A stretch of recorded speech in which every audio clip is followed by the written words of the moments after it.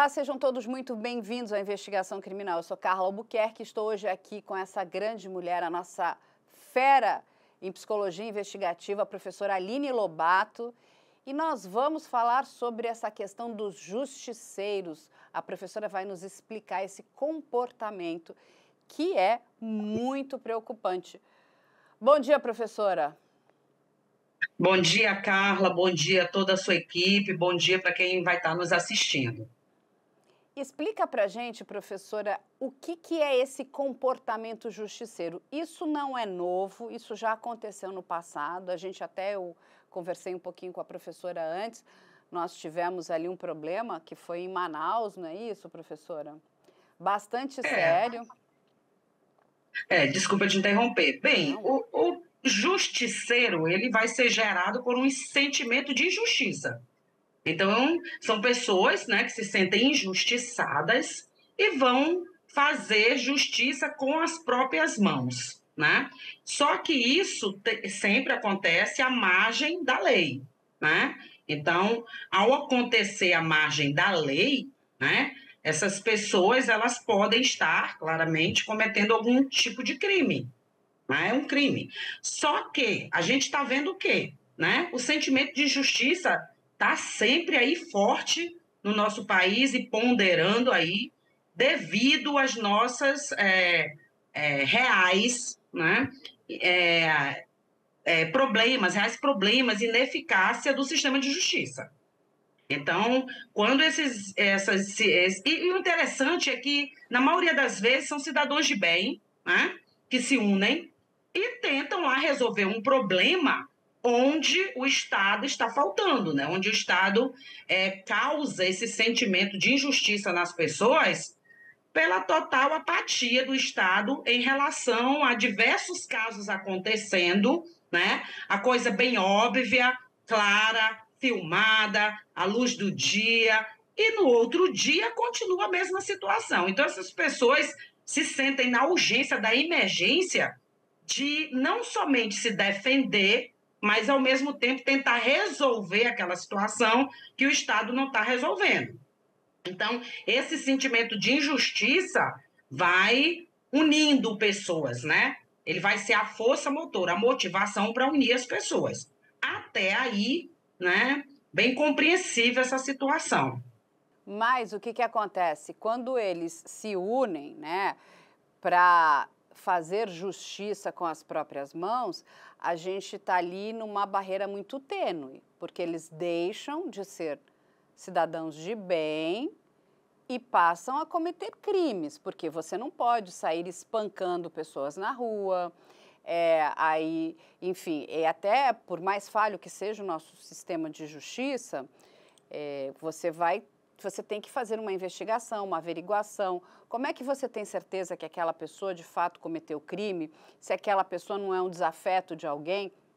A gente já viu isso, até tem uma série na Netflix, né, que fala sobre isso, né, que mostra que existiu, né, um grupo de justiceiros ali na região de Manaus e um jornalista estava se beneficiando desse grupo para gerar, inclusive, matéria. Não tinha matéria, então falava, vai lá e vão lá e acabem com aquele determinado criminoso, né? Peguem ele para a gente gerar aqui conteúdo. Olha Exatamente. o perigo que é isso. O próprio, né, o Pedrinho Matador, ele também se dizia um justiceiro. Então sai aí que ele vai matar pessoas, e assim, não é essa, por pior que seja, a gente precisa inclusive deixar claro que não é essa a maneira correta de encontrarmos alguma justiça, correto, professora? Exatamente, era o ponto que eu ia colocar agora, porque nos próprios estudos da violência e da criminalidade, tem uma parte que os estudiosos chamam atenção para isso, que se chama dramatização da violência. O que significa isso? Algumas pessoas vão se aproveitar dessa situação, né? Então, a violência também é usada em prol de alguns indivíduos alcançarem algo. Então, começa lá, nós precisamos proteger o nosso bairro, nós precisamos proteger né, os nossos cidadãos, só que sempre tem alguém que vê aquilo como uma chance, ou de estar em evidência, ou de roubar, ou de...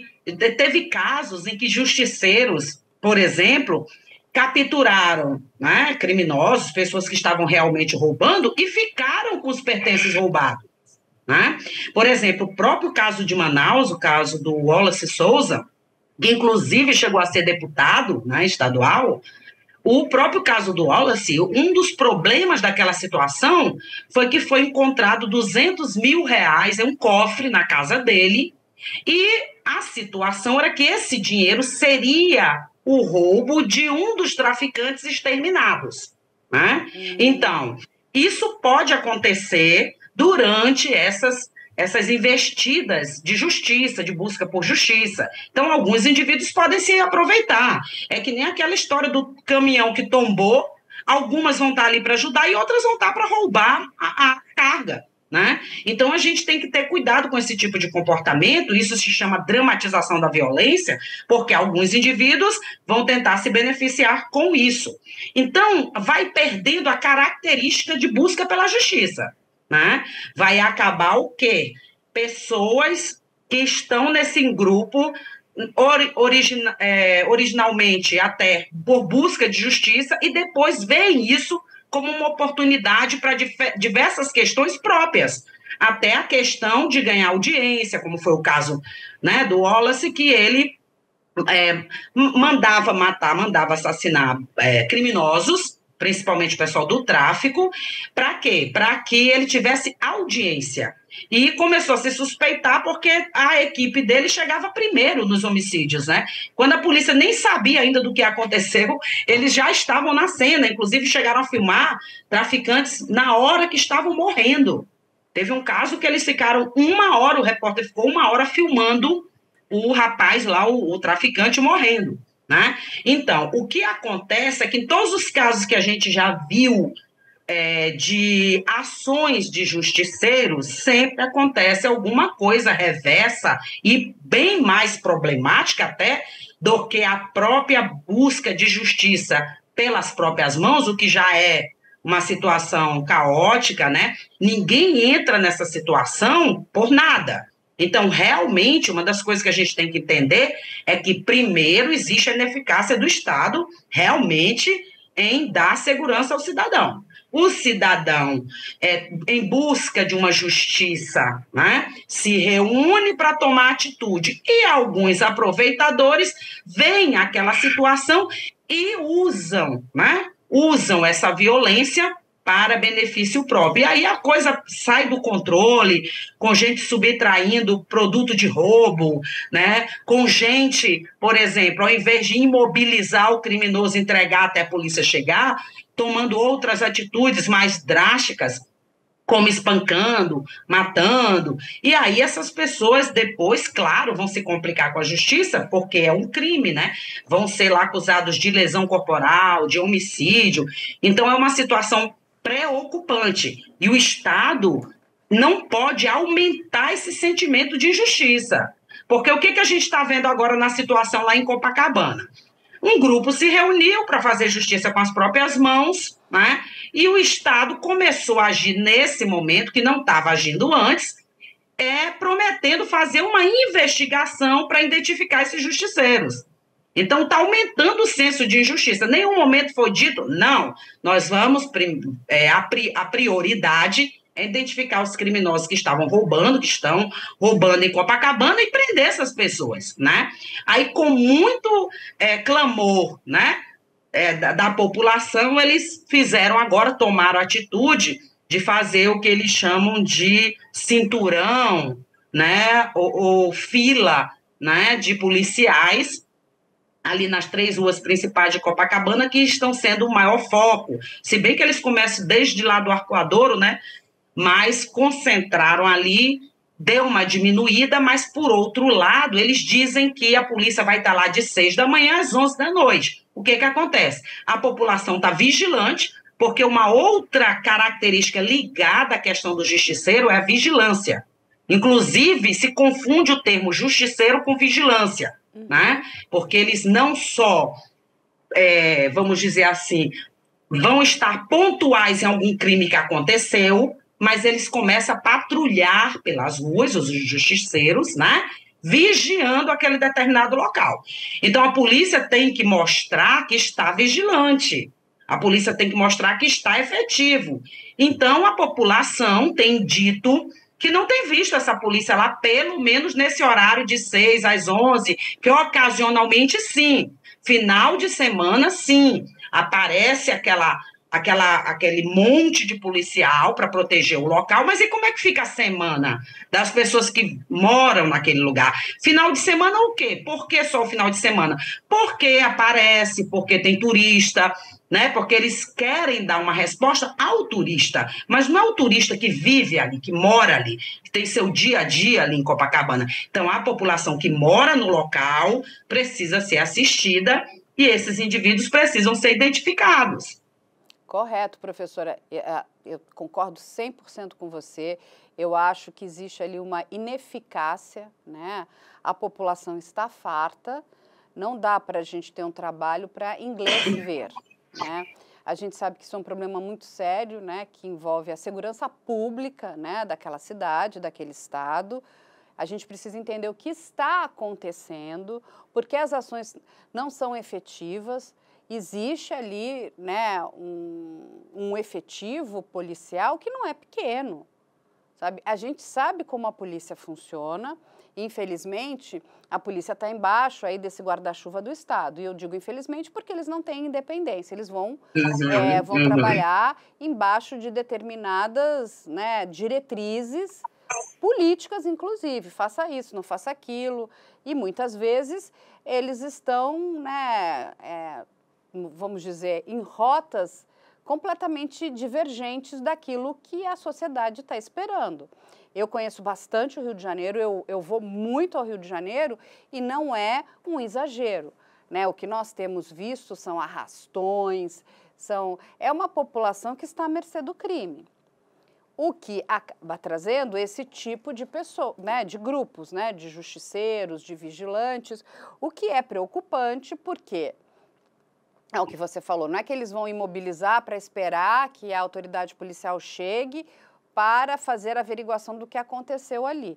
Eles já resolvem que eles mesmos vão, né, combater, vão fazer, vão aniquilar e acabam se tornando criminosos, porque você não combate o crime cometendo crimes, entendeu? Esse é o maior problema, inclusive porque a gente sabe que a gente precisa ter certeza que aquela pessoa, de fato, cometeu o crime. A gente sabe muito bem como funcionam essas questões de justiceiros. Então, tem um desafeto, não gosta daquela pessoa, então vamos atrelar um crime a ela, né? A gente cansa de ver isso em vários lugares, no universo, então, digital, tem atrelação de crime que não acaba mais, eu não gosto de fulano, então vamos jogar todo o crime para ele, vamos criar denunciações caluniosas, é o que a gente mais... Então, assim, é muito complicado. Agora, o sistema, do jeito que está, também não é satisfatório, né? É tudo muito lento, é muito moroso. De novo, falta, e eu vou repetir aqui 1 milhão de vezes para ver, né, se essas pessoas que trabalham a segurança pública escutam o trabalho dos psicólogos investigativos, até para entender por que tem aquele determinado tipo de crime ali, sabe? A polícia está perdendo uma arma poderosa, que são vocês. Né? Inclusive para identificar o modus operandi, por que faz aquilo, como que faz, entendeu? Assim, a gente poderia acelerar em muitas coisas, a gente está engatinhando, o sentimento da população é que a polícia enxuga gelo, a polícia prende, mas a justiça solta, tem aquelas, né, aquelas definições que também está errada, não é bem assim, né? Você não consegue manter uma pessoa presa se de fato você não tiver um conjunto probatório, né, que comprove que aquela pessoa de fato cometeu um crime. Não adianta só falar, foi ele, mas foi ele com base em quê? Tem certeza que foi ele? Porque assim, você contrata um bom advogado de defesa que vai te defender e vai conseguir te liberar. Mas é muito grave tudo isso, porque mostra a falência do Estado. Além de ser muito grave, Carla, Claro que vai se chegar a essa situação, porque o próprio sistema de segurança, a própria lei, a própria justiça erra muitas vezes ao acusar alguém de um crime. Imagina o cidadão, né, lidando enquanto justiceiro. Com certeza vai acontecer de identificar uma pessoa inocente por algum crime que ela não cometeu. Isso são erros que acontecem dentro, inclusive, do sistema de justiça, com toda a sua aparelhagem, com toda a sua tecnologia, né? Então, isso é um ponto importante a ser concebido. E a outra situação mais importante ainda é que a comunidade e a polícia não devem ser inimigos, e sim parceiros na defesa da comunidade. Uma outra questão é que, eu não sei, os gestores de segurança pública, eles aplicam políticas públicas e ações ineficazes quando podiam optar por ações eficazes. Por exemplo, quem não trabalha com a área e se depara com essa situação diz assim, não tem outro jeito, como que vai resolver isso? Enquanto o Estado não atua, o que a gente faz? Existem técnicas e trabalhos de sucesso simples, baratos, como, por exemplo, o Crime Watch, que é um sistema que existe na Inglaterra, onde a população trabalha junto com a polícia para proteger os bairros. Como assim? Como é que funciona isso? Olha que interessante. Uma das casas de uma determinada rua, a polícia, num ponto estratégico, monta uma guarita alta, né? E a população recebe rádios e tem contato direto com a polícia. 2 cidadãos daquela rua, por dia, fiscalizam aquela rua. Então, por exemplo, vamos dizer que é o turno da madrugada, aquelas 2 pessoas de casas ali, né? Porque eles fazem uma tabela, as pessoas se inscrevem, né? E aí essa pessoa, vamos dizer que entre um carro estranho naquela rua, imediatamente avisa a polícia, ó, entrou um carro que está parado aqui na esquina da rua, nós não sabemos quem é, não é de nenhum morador, porque eles se conhecem, por favor, venha verificar. Então, vários crimes já foram evitados, já se pegou arma com pessoas estranhas que passassem por aquela rua, e o que acontece? Olha que interessante. Os caras, os cidadãos que ficam na madrugada, eles são dispensados no outro dia do trabalho, liberados pela lei. Então, se a Carla e a Aline vão fazer a vigilância esta madrugada, amanhã elas estão dispensadas do trabalho, seja lá que trabalho for. E isso dá muitos bons resultados e o gasto é muito pouco e a efetividade é muito alta. E assim como esse tipo de trabalho, existem vários outros onde a população, ao controle da autoridade, ajudando a autoridade, ajuda a diminuir a criminalidade sem estar cometendo um crime, sem estar tomando, né, atitudes pelas próprias mãos, sem estar no descontrole. Então, existe uma comunicação entre a população e a Secretaria de Segurança e o Estado relacionada à segurança pública. Então, existem diversas ações, inclusive muitos cursos que eu passo aí para a polícia, para gestores, né? Eu falo sobre essas diversas ações que podem ser adotadas também no nosso país e com custo baixo. Porque, às vezes, você chega com uma ação e o Estado diz, não, essa ação é interessante, mas o custo é alto, né? E aí inviável para o nosso país. Como é que eu vou comparar os recursos da Inglaterra com recursos do Brasil? Mas não é isso. Existem ações que não se gasta praticamente nada. A população se envolve, a população se sente segura e não é uma coisa desgovernada como um grupo se juntar para fazer justiça com as próprias mãos, pelo senso absurdo e legítimo de insegurança. Olha o que a professora Aline acabou de nos falar, né? É fantástico, é isso que está faltando.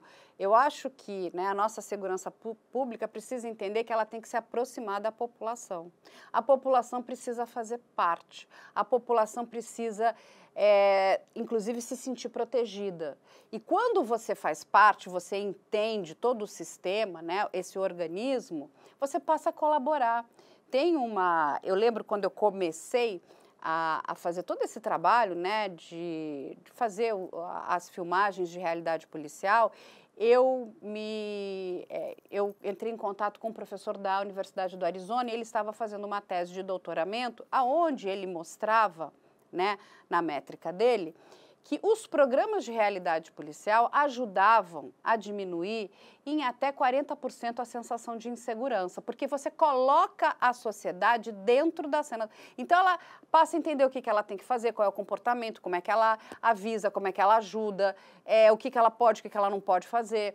Então, entende? Você traz a sociedade para dentro desse universo. Olha como é importante. Entende? Você trazer desde, né, bons trabalhos, vamos dizer, né, do audiovisual para ajudar, né, que a população compreenda o trabalho da polícia e trabalhe em conjunto, mas você tem essas soluções, como você acabou de explicar, que são muito baratas, você coloca pessoas, inclusive porque é uma realidade, não existe efetivo para estar em todos os lugares combatendo todos os crimes.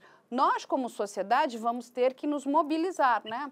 De alguma forma, a gente já faz isso, mas isso precisa ser um trabalho integrado. Não dá para, sabe,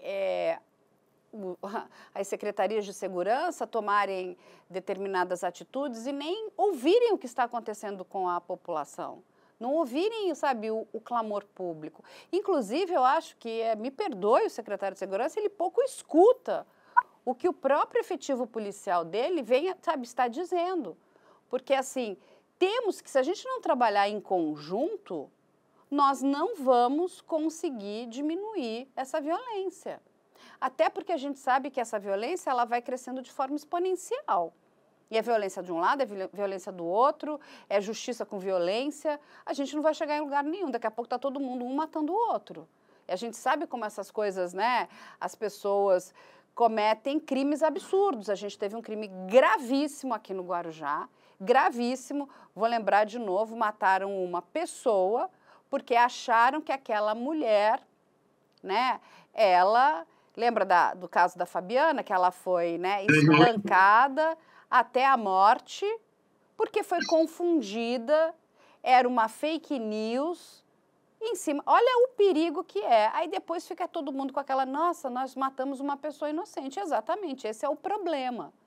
Né? Você não sabe, você não tem certeza, porque as pessoas quando elas estão incendiadas, ninguém segura.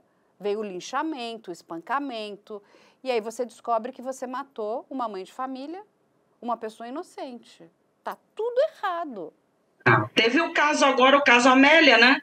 O caso Amélia, também. O indivíduo foi identificado como quem estuprou e assassinou a menina, tocaram fogo na casa dele, depois a polícia descobriu, provou pelo DNA que era um outro indivíduo, né, que já está preso. Olha o problema tudo isso, olha a quantidade de casos, de erros gravíssimos. A gente tem Escola Base, Bruxas de Guaratuba, é muito perigoso. Muita coisa. É muito perigoso. Algumas coisas precisam ser, de fato, investigadas. O trabalho da população, a ajuda da população é muito importante, mas tem que ser feito de forma coordenada, inteligente. E assim, é o que você falou, isso é barato. Você conhece a sua rua, que nem o seu condomínio, você sabe quem mora lá, quem não mora. Opa, entrou alguém estranho, avisa agora. Mas precisa ter uma resposta rápida. Mas pode também, é outra situação. A polícia militar precisa chegar imediatamente lá no local do crime, sabe? E precisa averiguar se aquilo é verdade ou não. Não dá para, sabe, tratar com desdém. Porque eu entendo, né, que as pessoas que se colocam se postam para ajudar, elas também querem, né, ser ouvidas, querem ser respeitadas. Eu acho assim, temos que repensar muito a questão da nossa segurança. A gente precisa muito, né, dessa área da psicologia investigativa, inclusive para a gente poder se antecipar. É uma questão de prevenção. O que eu vejo, e é uma infelicidade, é que só existe alguma ação depois do caos, depois de tudo. É que nem uma doença, né? Aí começa, vamos dar remédio para isso, para aquilo, para tentar ver se a gente cura o câncer, né? Porque vira um câncer. Agora, o que nós estamos fazendo para prevenir tudo isso? Nada. Eu não vejo um trabalho efetivo de prevenção. E a gente precisa desse trabalho. Desculpa, Não é, todas as teorias, todos os estudos, todas as pesquisas de quem trabalha com crime, criminalidade e violência pontua a necessidade da prevenção. A própria criminologia exacerba essa situação. Nós temos que lidar com a prevenção. Porque depois que vira esse caos, claro que se vai trabalhar, a gente até brinca e diz assim, o preguiçoso trabalha 2 vezes mais depois, né? Então, a gente tem que tomar ações de prevenção, porque o trabalho fica até mais fácil depois de um crime cometido, para se identificar, né? Para se trabalhar de forma mais efetiva. Agora, se eu só vou trabalhar ou só vou chorar o leite derramado, só vou trabalhar depois dos ocorridos, vira uma situação caótica, né, onde não se pode trabalhar direito. Outra coisa, essa questão de combate à violência e à criminalidade, ela entra, inclusive, em infraestrutura. Por exemplo, se uma determinada comunidade, ela carece no esgoto, ela carece no remédio, ela carece no atendimento à saúde, quem é que vai usar isso para seu próprio benefício? O tráfico. Então é o que acontece. O tráfico, todos nós sabemos que ele provê a situação do que o Estado não dá para a população. Aí eles usam essa situação, é aquela questão da dramatização da violência. Eu sou violento, eu cometo crime, mas ao mesmo tempo eu dou remédio pro teu filho, tá? Eu te dou gás, eu ajeito a rua. Ó, para você ter uma ideia, Carla, agora que a gente está chegando em final de ano, os traficantes, eles dão para as pessoas na comunidade tinta para pintar a casa. E aí você diz, mas isso é importante? Claro que é. Lógico. Qual é a dona de casa que não quer sua casa arrumadinha no Natal, pintadinha, bonitinha? O tráfico, ele pensa tudo isso. Logicamente que depois ele vai roubar, né, mentalmente os filhos ou o filho dessa senhora. Né, vai aliciar para o tráfico. Então, tudo é programado, tudo é pensado, tudo é arquitetado, né? E as pessoas ficam à mercê de toda essa situação, inclusive dessa enganação. Tá? Então, onde o Estado não está presente, a criminalidade, os grupos, principalmente os grupos organizados, vão ver uma brecha para colocar a população do lado deles e não do lado da polícia. A polícia fica como inimigo e os traficantes, os criminosos ficam como amigo da população. Então, essa situação, a priori, tem que ser revertida. Outra questão, infraestrutura, inclusive de posicionamento das bases policiais. Por exemplo, claro que eu não estou fazendo comparativo direto, mas a gente tem que aprender com quem acertou. Por exemplo, a gente vê lá na Inglaterra, polícia em ambulância tem que chegar ao local em 4 minutos. Se não chegar até 4 minutos, a pessoa pode processar o Estado. Aí você pergunta, e como que chega a 4 minutos? Colocando bases policiais à distância, num raio de 4 quilômetros. Você consegue chegar 4 minutos nas ocorrências, certo? Então, não adianta eu ter batalhões de polícia centralizados em lugares distantes de onde está a população, tá? Então, eu tenho que ter situações onde eu possa distribuir esse efetivo. Não adianta eu ter um efetivo imenso da polícia, por exemplo, protegendo políticos e faltando efetivo para proteger a população. Exatamente. Então, tem que pegar esse efetivo e usar ele de forma correta, bem distribuída, tá? Diminuir trabalhos burocráticos. A gente sabe que tem um monte de policial envolvido em trabalho de papelada burocrático que já era para se ter um sistema mais avançado sem necessidade disso, tá? Então, tudo isso tem que ser pensado quando se tenta diminuir violência e criminalidade de uma determinada comunidade, de um determinado bairro, de uma determinada cidade ou mesmo de um determinado estado ou país. A gente vê a situação de Diadema, né? Diadema já chegou a ser a cidade mais perigosa, né, do Brasil, com o maior índice de homicídio no país. Eu acho que isso foi uns 20, talvez um pouco mais atrás.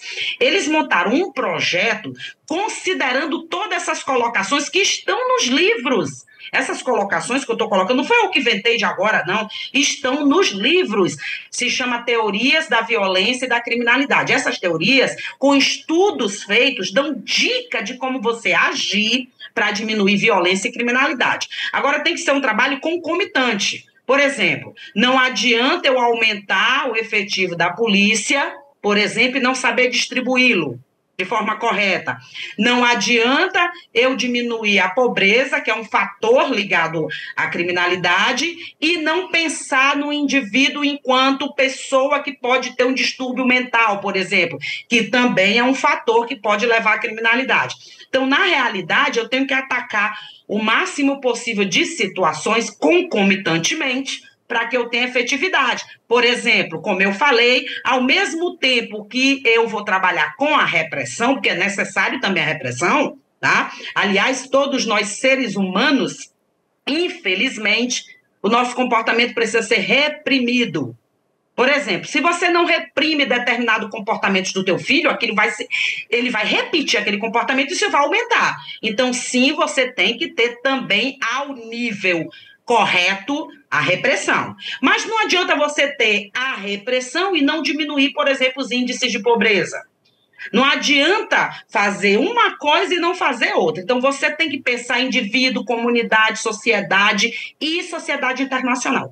São os parâmetros que se pensa quando se vai trabalhar para a diminuição de violência e criminalidade. Então, sim, existem os estudos, existem os nortes para ajudar as secretarias de segurança pública a atuar. O que acontece? Os gestores, o que eu percebo, até em contato que eu tenho muito com gestores de segurança pública, muitos são muito individualizados, muito egoístas, eles não olham o coletivo, eles não escutam o próprio policial. Então, muitas vezes, eles criam um programa que não funciona, mas porque a menina dos olhos daquele gestor, porque foi uma ideiazinha que veio da cabeça dele, ele insiste naquilo ali e os índices de violência só aumentando. E ele não vê os resultados, ele só quer continuar com o programa que ele inventou. Né? Então, tudo isso tem que ser repensado, ou então, cada vez mais a gente vai ter a população revoltada, população querendo fazer justiça com as próprias mãos, a população se colocando em perigo também, porque a gente sabe, logicamente, que os justiceiros, o grupo que se reúne para fazer lá a justiça, eles também estão à mercê de sofrer violência armada, porque os criminosos são muito bem armados, né? Eles também têm lá seus líderes, né, que podem se envolver nessa situação de uma forma maior, mais ampla. É uma situação que a gente tem que começar combatendo lá pela raiz do problema, que é o quê? A ineficácia do Estado em oferecer segurança à população. Olha, como não amar a professora Aline Lobato? Secretário de Segurança do Estado do Rio de Janeiro. Marca já, liga agora, né, para essa mulher, que é assim, mestra, doutora nessa área, né, da psicologia investigativa, da psicologia forense. Nós precisamos de pessoas como a professora, como o professor Christian, para sentar junto com esses gestores, sabe, e procurar o melhor caminho. Vocês precisam ouvir os seus policiais, civis, militares, entender, e cada polícia de cada estado, não adianta falar, olha, a polícia militar é igual para todos os estados. Não é verdade. Cada estado tem um determinado tipo de crime, um determinado tipo de problema, né? Na questão, porque a polícia militar, a nossa polícia ostensiva, é aquela que está ali para não deixar o crime acontecer. A civil é a nossa polícia judiciária, que ela vai entrar depois que o crime aconteceu. Também eles precisam ser escutados, entendeu? Não adianta, eu concordo 100% com o que você falou, Aline, tomar ações sem ouvir quem está lá no front. Porque são eles que vão lidar com o crime. Exatamente. São eles que vão lidar com a sociedade. É muito confortável estar numa cadeira, sentado, né, na Secretaria de Segurança, e não ouvir o que a população quer, não ouvir o que o seu efetivo quer. Não conversar com as pessoas, né, que têm as ideias e que podem falar, que são, no caso, vocês. É isso aí, sabe, nós gastamos, né, eles gastam dinheiro público de forma, assim, que a gente sabe que não é pequena, não, né? E aí, o que acontece? Os nossos impostos estão sendo mal gastos. Nós estamos desperdiçando os nossos, sabe, o nosso trabalho, porque o imposto ele vem do dinheiro do nosso trabalho. Então, assim, quando você para pensar o quanto que você paga de imposto, são as horas que você trabalhou. E a gente sabe quanto trabalhar é custoso também. Então, é muito triste toda essa situação. A gente precisa... Muito triste. E, Carla, uma outra questão que eu volto a colocar aqui, a questão da impunidade é importante. Por exemplo, aquele rapaz que deu um soco, né, atacou o empresário lá em Copacabana, ele já tinha 9 passagens. E estava solto, 9 passagens, inclusive por crime idêntico, né? Ele roubava celular das pessoas e socava. Teve uma pessoa que ele machucou também muito, igual ele fez com esse empresário, e estava solto aí, 9 passagens, né? E a gente vê até que eles estão tão assim, certos, né? E ao mesmo tempo confusos com seus papéis na sociedade, que quando ele é preso, o que, que ele diz? Eu quero respeito, né? Tá lá, tá gravado para todo mundo ver. Não, eu quero respeito, só que ele não respeita a vítima, não respeita nem a própria família dele, né? Porque a família ficou em desespero quando ele foi preso. E, ao mesmo tempo, quando se vai identificar, ele já fez isso 9 vezes. Inclusive, uma das vítimas, ele colocou uma faca no pescoço da vítima, né? Então, quer dizer, tem que se estudar, trabalhar também com a questão da impunidade, porque o indivíduo tem que, pelo menos, pensar no crime que ele fez. Tem gente que está sendo presa e solta 24 horas, não dá nem tempo de pensar. Às vezes nem passou o efeito do álcool e da droga, já está solto. E não é só né? isso. Então tem que ter cuidado. Quando ele comete um crime e nada acontece com ele, ele fala, então posso continuar cometendo crimes, porque exatamente essa é a mensagem que é passada. E para todos nós, porque isso a psicologia chama de reforço de comportamento. Exatamente. Então, eu estou dando um reforço para o teu comportamento, ele vai ser repetido. Quando eu reforço um comportamento, o comportamento é repetido. Isso aí já se sabe disso há 300 anos atrás. Então, se ele faz aquilo e nada acontece com ele, o outro também quer fazer. Aí o outro vai fazer, e isso cresce de forma exponencial.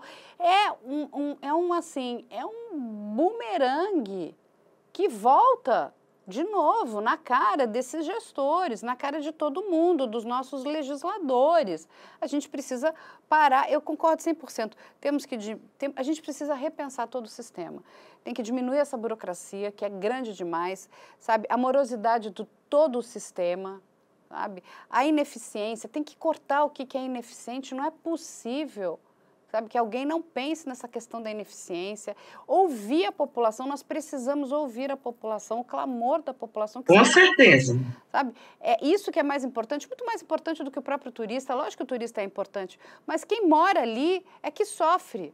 Aquela pessoa está pagando imposto, paga imposto caro e não recebe em serviços. Entende? O nosso dinheiro é mal gasto. A gente não escuta as nossas forças policiais, nem a polícia militar, nem a polícia civil. Eles simplesmente têm que fazer aquilo que é, né, colocado para eles. O que a população também precisa entender, eles não têm liberdade, né? Tipo, olha, você fala assim, tem que... Não, mas aí, de repente, a Secretaria de Segurança, né, deu uma determinada ordem. Então, é para fazer isso, é para combater isso. Então, muitas vezes, aquelas pessoas estão engessadas.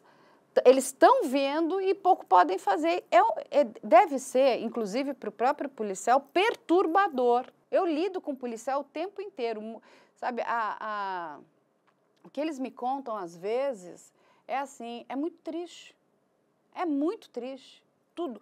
Eles estão chafurdados em burocracia.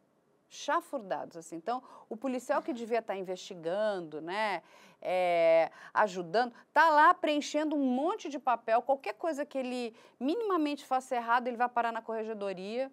Então, assim, é acuado pelo próprio sistema.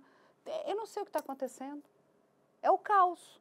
E o Brasil é um país gigante. A gente sabe que, né, a gente está falando do Rio de Janeiro, mas... quando isso está acontecendo no Rio, daqui a pouco está sendo replicado em outros estados. Daqui a pouco a gente vai... Não, já aqui na Paraíba já está acontecendo. Na Paraíba? E num bairro também de alta classe, né? Está acontecendo, na orla de João Pessoa está acontecendo. Pouco menor, mas está acontecendo. Né? Arrastões, geralmente é mais tarde da noite, geralmente concentra ali no bairro de Manaíra, Cabo Branco, são bairros aqui de um grande poder aquisitivo, onde o pessoal mora ali pela orla, e o pessoal já não está mais saindo. Eu tenho amigos lá, tenho amigos também em Copacabana que dizem, olha, tem determinado horário, eu não saio mais de casa, nem que eu tenha que ir numa padaria, eu não vou mais, porque está muito perigoso. Olha só que mensagem horrível. Professor, eu queria te agradecer muito, de novo, secretário de Segurança do Rio de Janeiro, liga agora para a professora Aline Lobato, conversa com essa mulher, estou falando sério aqui, né? A professora está rindo, mas eu estou falando sério. Vocês precisam, né, montar aí, né, um gabinete de crise, mas trazer gente boa para discutir, repensar essa questão de segurança. Isso é para ontem. É para verdade. É para ontem. E saibam que existem técnicas, né? Existem políticas públicas, maneiras efetivas que vocês podem implantar a baixo custo e que, infelizmente, vocês precisam desse conhecimento, tá? Não estou querendo dizer que nós que estudamos vamos saber de tudo, mas a gente dedica muito tempo da nossa vida, né, para fazer esses levantamentos, investe, né, investe muito, tá? Às vezes alguém pensa assim, foi estudar na Inglaterra e tudo. Isso é um grande investimento, isso é um grande gasto, e a gente volta com a maior ânsia de passar tudo isso para o nosso país, melhorar a nossa situação, até porque vivemos aqui, queremos a melhoria do nosso país, e muitas vezes não somos procurados, né? Ou muitas vezes não nos dão o tempo necessário para a gente treinar, avaliar, né? Realmente dar uma verdadeira contribuição. E sempre estamos à disposição. Até porque, quando é um caso desse, eu sou professora de universidade pública, mas um caso desse, nós somos, inclusive, liberados dos nossos trabalhos. Por exemplo, olha, essa semana eu vou estar treinando a Polícia Civil, sei lá, do Piauí. Essa outra semana chamaram, apresenta o documento da universidade, vai estar com o pessoal da polícia de tal canto. A universidade libera, não tem problema, então a gente pode dar essa contribuição e falta esse contato, falta essa comunicação, né? Carla, eu queria, inclusive, pedir desculpa, porque eu estou toda hora bebendo aqui, porque tá quente o país, né? Mesmo aqui, que é frio, porque é uma serra, hoje está bem quente, porque esfria mais à noite. E agradecer, pela canequinha. Que bom! Olha aí a professora com a nossa canequinha maravilhosa. Agradecer pelo presente maravilhoso, a canequinha uso sempre, bem útil para a gente que fica dando palestras e fala tanto, tem que ficar molhando a garganta, senão não consegue. Então, obrigada a você e desculpa eu estar toda hora aí usando a minha caneca e tomando água. É isso, é muito importante. E, professora, eu tenho muito orgulho de dizer que nós temos os melhores conosco aqui, né? Eu acho que nós conseguimos agregar só os feras, assim, realmente as pessoas que pensam a questão, né, da criminalidade, de como vamos resolver, a questão do nosso direito penal também, né? Estamos trazendo, inclusive, outros profissionais de outras áreas para ajudar a população. O nosso foco é como nós podemos contribuir com informação que seja, né, de valor, no sentido de uma informação correta, sem sensacionalismo.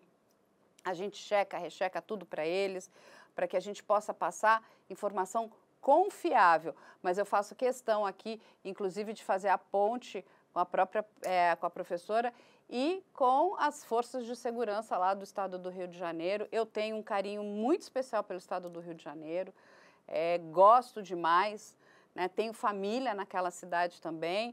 E, assim, eu espero, né, que a gente, consiga ultrapassar isso, né, e não se afundar, porque o Rio de Janeiro, infelizmente, vem vivendo um caos atrás do outro na questão da área de segurança. A gente viveu há poucos meses atrás, há poucas semanas, na verdade, a gente viu aquele caos, queimando ônibus, trem. Exatamente. Aquilo foi um absurdo, um descontrole completo, a milícia querendo mandar, né, na área de segurança pública. A gente vê um Estado fraco. E isso é muito preocupante. Então, precisamos ajudar. Eu vou colocar a professora em contato com o pessoal do Rio de Janeiro, faço questão. Professora, fico à disposição. Muito obrigada pela sua disponibilidade, né, por você dividir tanto conhecimento conosco, é muito importante. O conhecimento que você passa também para a sociedade, e a sociedade está ávida, né, para poder, né, consumir informação de qualidade, e a sociedade também tem um papel importante de ir lá e falar, olha, não estou satisfeito, gente, vamos lá e vamos reclamar, pago imposto caro, quero receber meu serviço de volta, é o mínimo, sabe? Concordo com você, acho que a população está mais do que preparada para contribuir, para ajudar, eu acho que todos nós, né, é nosso papel de cidadão, né, de contribuir, de colaborar. Então, muito obrigada. Vai ficar aqui todos os contatos da professora também, Aline Lobato. Entre em contato com ela, essa mulher é fantástica. Eu realmente sou apaixonada. Eu escuto e reescuto tudo que ela fala. Eu digo que nós temos uma grande mulher na área da psicologia investigativa. Eu assim, tenho muito orgulho de tê-la aqui conosco. Muito obrigada, professora. Carla, muito obrigada pelo convite, espero ter contribuído. E sempre à disposição, tanto para você, que já se tornou uma amiga, quanto para o serviço de segurança, para a polícia, para pessoas que queiram entrar em contato comigo, estou à disposição. E obrigada pelo convite. Um beijo grande, vai ficar aqui também as nossas redes sociais, quem quiser entrar em contato conosco já sabe, o e-mail é op@medialento.com.br, vai ficar aqui também o nosso canal de denúncia, que fica agora no Telegram. A nossa produção está de portas abertas para receber sugestões e tirar dúvidas. E a gente espera vocês na próxima semana. Um beijo!